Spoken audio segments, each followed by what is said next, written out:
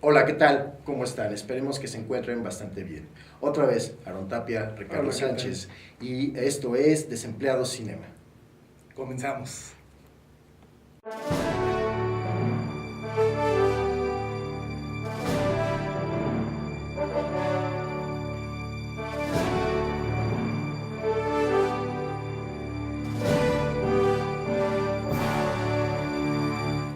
Bueno, esta semana nos toca hablar específicamente de una película que viene a completar esta gran saga de películas hablando de un personaje mitológico que nace específicamente para el cine, curiosamente, que se ha llevado con el cine desde casi sus principios, y es Drácula, la historia jamás contada. Una especie de precuela sobre lo que es o el por qué Drácula se convierte en el personaje de terror que todos conocemos y cómo es posible que en un momento dado se transforma en un vampiro. Es una película de corte romántico y de Pues sí, caballería épica. sí, yo la metería en el cajoncito sí, de una película épica, ¿no? Fantasía épica. Totalmente, Sí, tipo, totalmente. tipo El Señor de los Anillos, ¿no? Sí, sin Por mayor problema. ahí. De hecho, tiene todo el look y toda la parte gráfica de este tipo de nuevas películas. Inclusive me recuerda mucho y utiliza muchísimo referencias gráficas de la película de Francis Ford Coppola, de Drácula de Bram Stoker. La parte Sí, de sí las hay unos guiños, armaduras, la sí parte hay de los unos guiños niños, por sin ahí, llegar a la sí. fastuosidad de la película de Coppola, que sí es maravillosa desde el punto de vista visual, ¿no? Sí, Total y claro. Bueno, lo absolutamente. que pasa es que sí hay esos guiños, pero las dos películas agarran dos caminos muy distintos. Pero Sí, totalmente. porque el Drácula de Coppola sí está basado en la novela de Bram Stoker, ¿no? Totalmente. Y en este caso, en Drácula Untold, es bien curioso. Sí se van por esa parte histórica de Vlad, ¿no? De Vlad El el empalador, empalador, sí, ¿no? totalmente. Que bueno, que realmente sí existió. Y si Sí, era un sí, gandalla. sí era un gandaya bien hecho, no era conde, era príncipe. De hecho fue el tercer príncipe de Valaquia, ¿no? Sí, Y inclusive el mote de Drácula pues no era directamente con él, sí era su papá. De hecho su sí, de la familia de papá los dragones, de de los acuerdo. dragones sí era fanático religioso.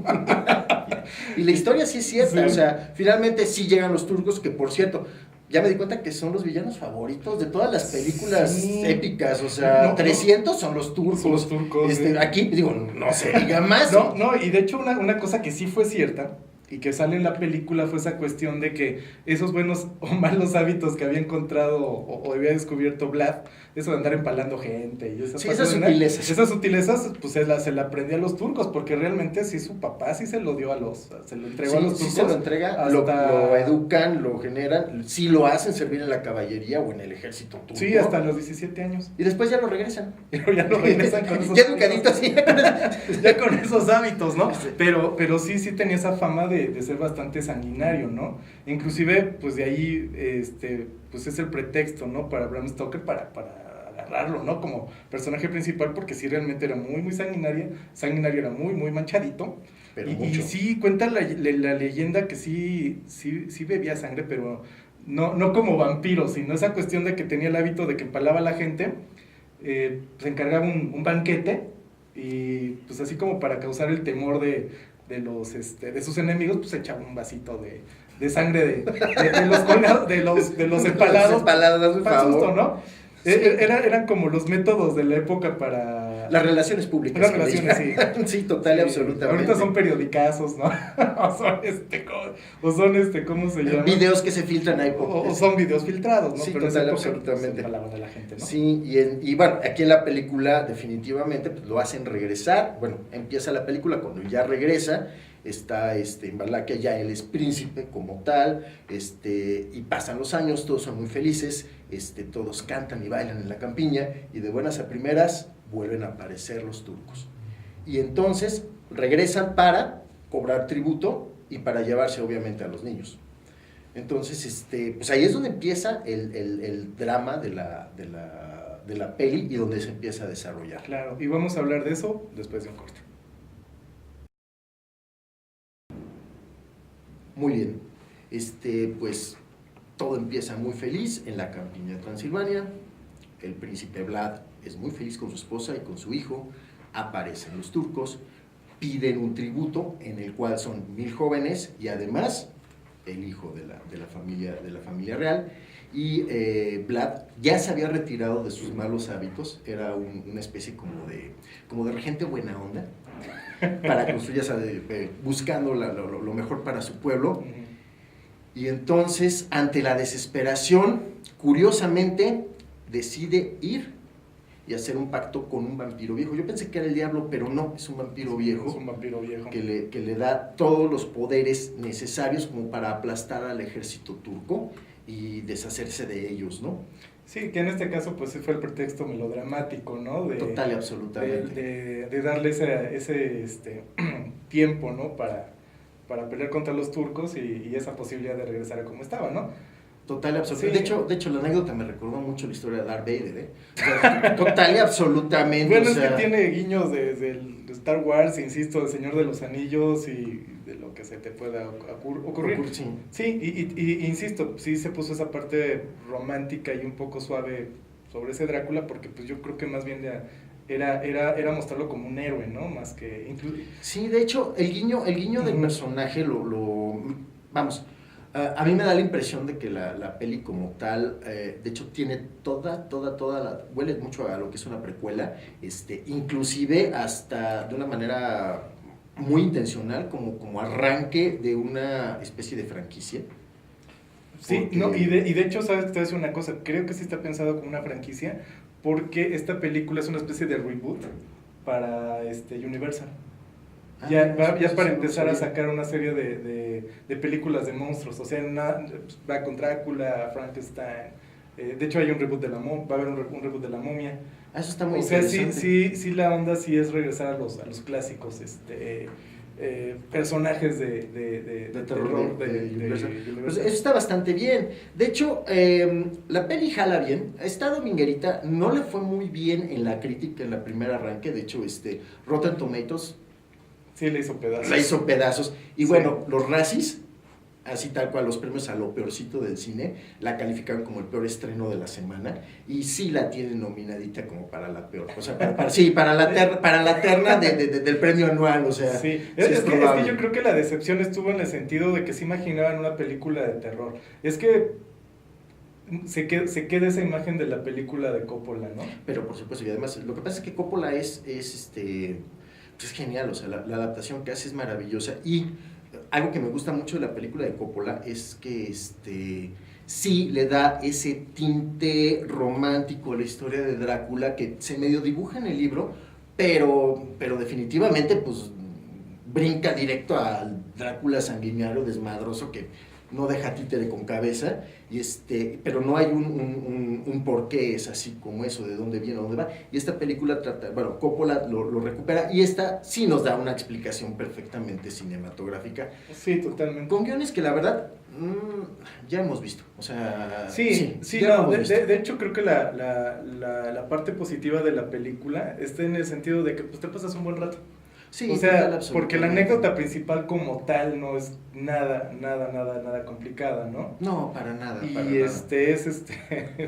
pues sí, ya sabes, la pelea, las batallas, rescatar a quien haya que rescatar, pero yo la verdad sí me entretuvo, me la pasé bien. Sí. No, yo no la pondré en mi ranking de películas de vampiros, inclusive esa cuestión de película de vampiro entra por mero requisito, ¿no? Creo que sí, definitivamente. Por el nombre de la película, ¿no? Tal cual, ¿no? Porque, pues yo sé que el género de vampiros pues ha estado desde siempre, ¿no? De los 20 para acá. Sí, no, y es maravilloso porque es toda una historia. De hecho, estaba revisando los datos. Hay algo bien curioso, o sea, literalmente desde 1943 no ha habido un año en el que no se haya hecho una película teniendo a Drácula como protagonista. Sí, eso está bien interesante, porque estamos hablando solo de Drácula, del personaje. Sí. O sea, porque películas de vampiros ha habido cualquier cantidad de la época que tú quieras. Desde lo más sublime, cosas que hacen, por ejemplo, los italianos, Dario Argento hace unas cosas maravillosas, hasta las cosas más patéticas que te puedas imaginar. Y unas hasta muy chistosas. Sí, muy chistosas.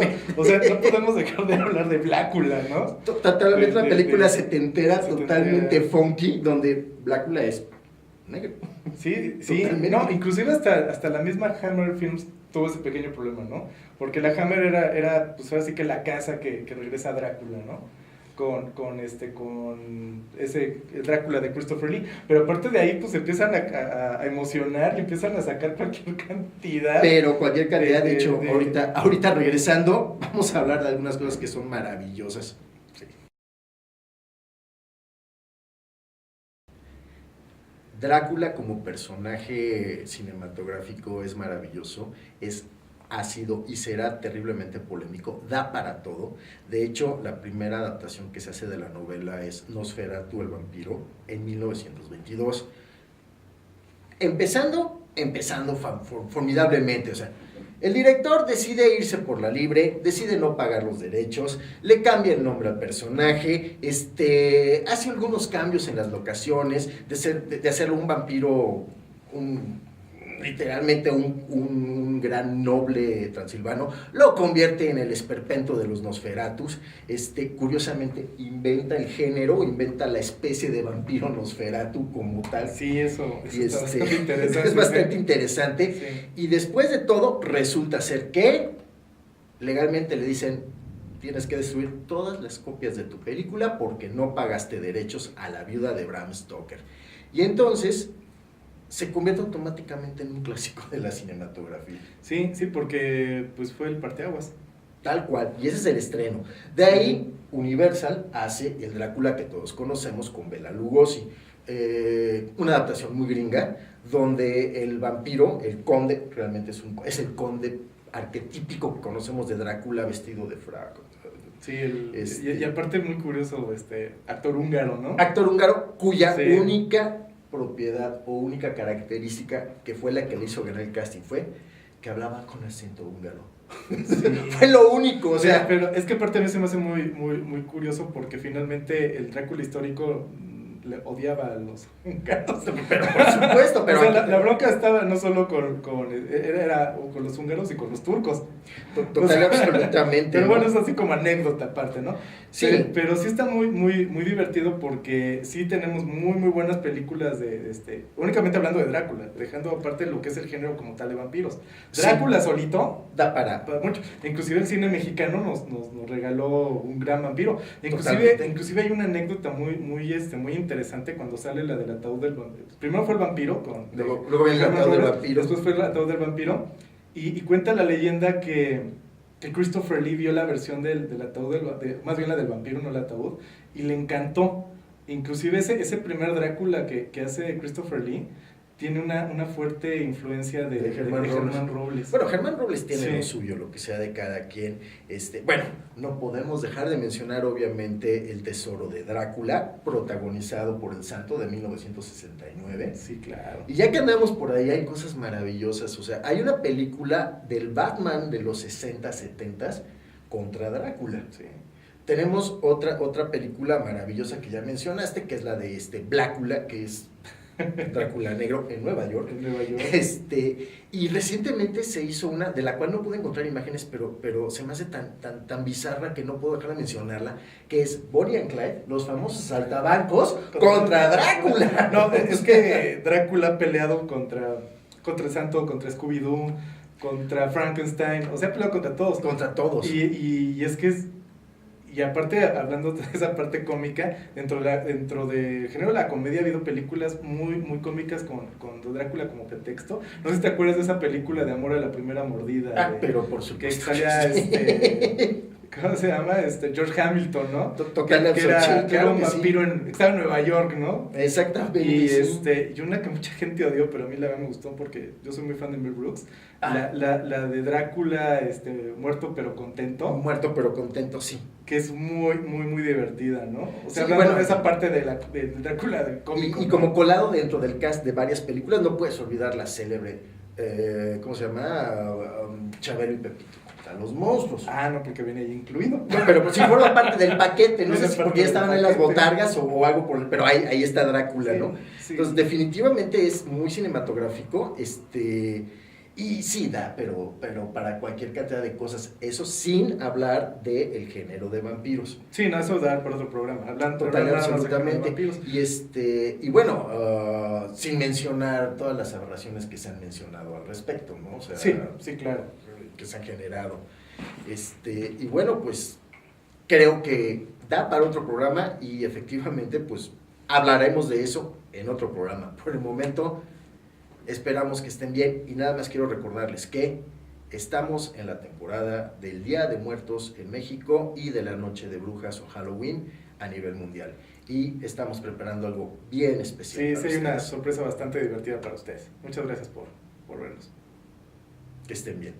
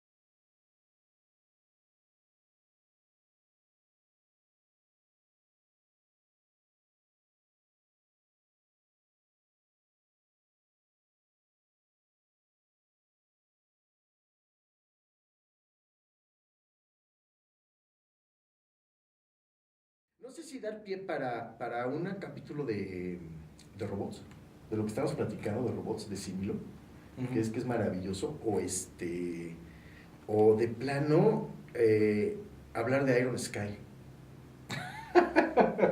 Sí, podría ser. O sea, cualquiera de las dos está perfecta. ¿Cuál te gustaría que hiciéramos después? Pues yo creo que la de Iron Sky. Iron Sky. Pues, ¿qué te parece si arrancamos imagínate el plot como tal, ¿no? Imagínate, Aaroncito, una película que habla de ¿cómo se llama? Los nazis no pierden la guerra. Simple y sencillamente se escapan a vivir al lado oscuro de la luna. Sí, está muy chistoso. y ahí, ¿cómo se llama? Ahí se esperan hasta que llega el momento en que regresan por lo suyo